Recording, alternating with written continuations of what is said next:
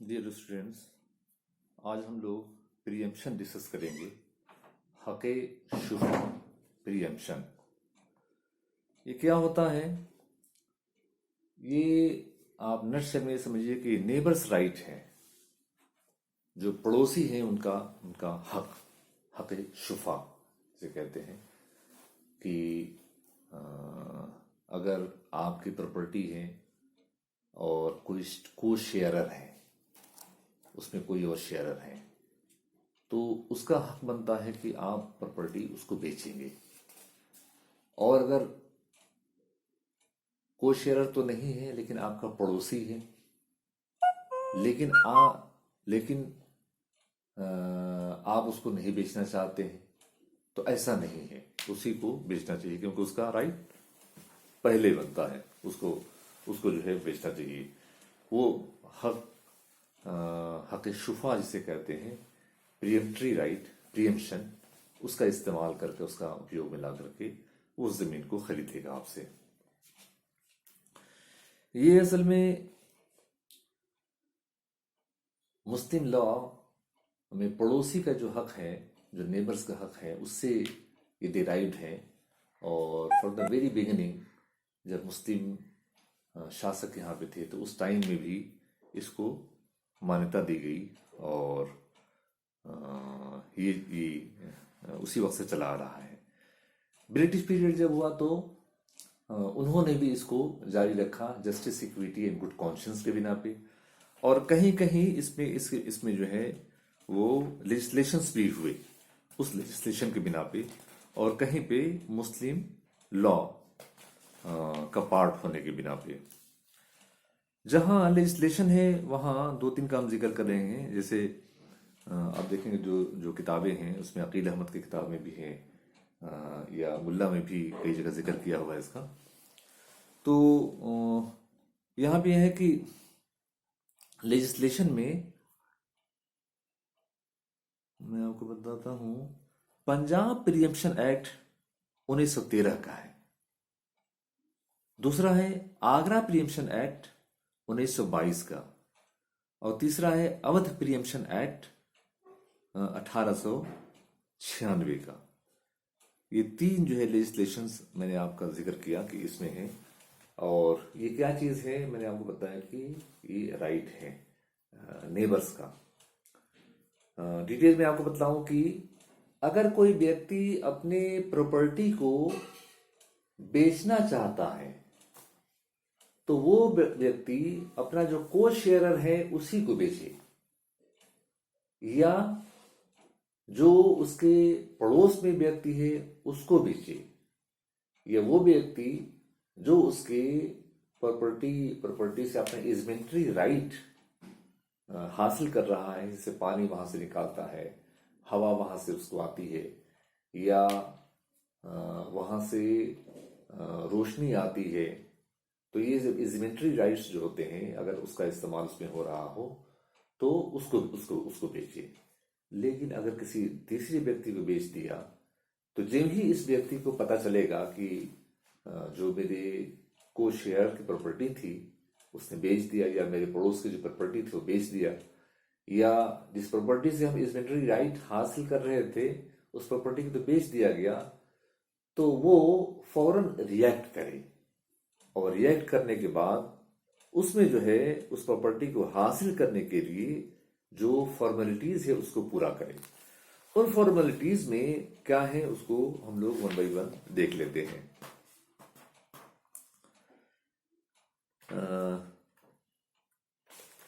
Formalities में ये है कि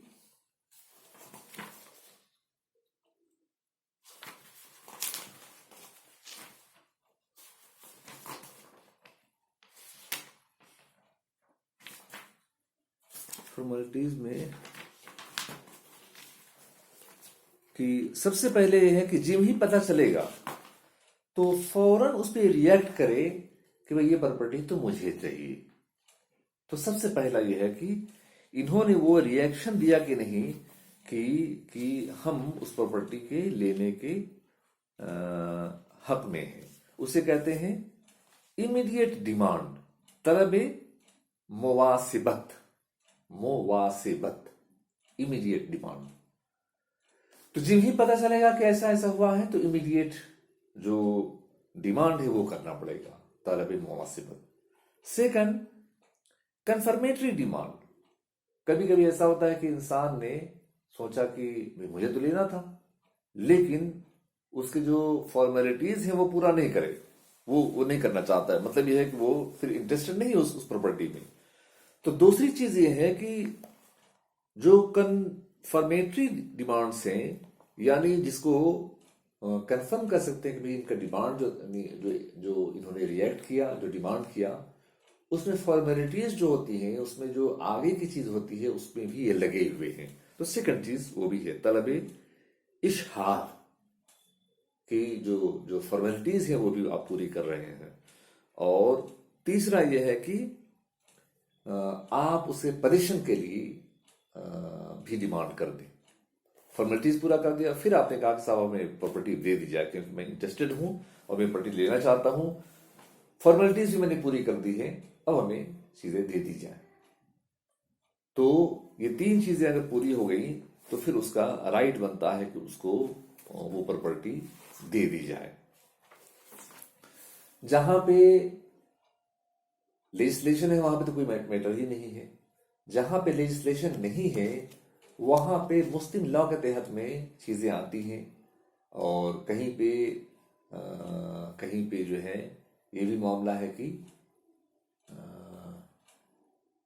जस्टिस, इक्विटी, गुड कॉन्शियंस, ये कस्टम के बिना पे। तो ये तीन चीजें हैं इसको लागू करने वाली है। तो अभी देखना पड़ेगा उस जगह पे कि यहाँ पे किस तरीके से इसको लागू किया जाता है। मैं आपको बताऊं कि ये प्रॉपर्टी पे बेचने के केस में होता है। जहां पे एक व्यक्ति किसी को गिफ्ट कर रहा है तो फिर उस पे प्रियम्पशन का रूल लागू नहीं होगा।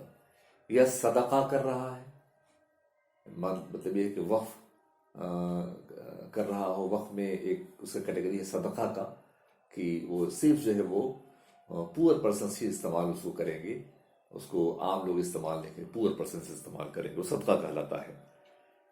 या वक्फ कर दिया कि आम पब्लिक उसको इस्तेमाल करे। या इनहेरिटेंस में वो प्रॉपर्टी चली गई तो इनहेरिटेंस में भी फिर वो प्रियम्पशन का रूल लागू नहीं होगा। या लीज में अगर दे दिया तो इन केसेस में प्रियम्पशन का रूल लागू नहीं होगा। रेस्ट केसेस में प्रियम्पशन का रूल लागू होगा। अब जो है